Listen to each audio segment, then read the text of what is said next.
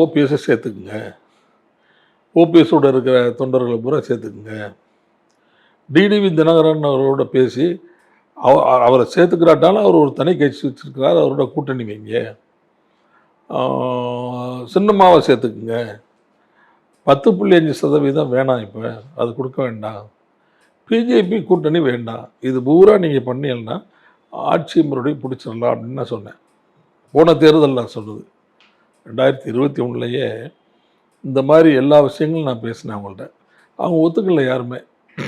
10.5 அது காரணம் சுயநலம் தான், வேறு எந்த காரணமும் இல்லை. 10.5% அவங்க கொடுக்கலைன்னா எடப்பாடி பழனிசாமி அவருடைய தொகுதி எடப்பாடியிலே ஜெயிக்கிறது கஷ்டமாயிரும். ஏன்னா அங்கே வன்னியப்புற மக்களுடைய ஓட்டு 60-70% மேலே இருக்குது. அதனால தான் அவர் அவ்வளோ வேகமாக 10.5 கொடுத்தது, 10.5% கொடுத்தது. இங்கே 10.5% கொடுத்ததுனால சவுத்தில் முக்களத்தோர் ஓட்டு பூரா நம்முடைய ஓட் பேங்காக இருந்த ஓட்டு நம்ம விட்டு போயிடுச்சு.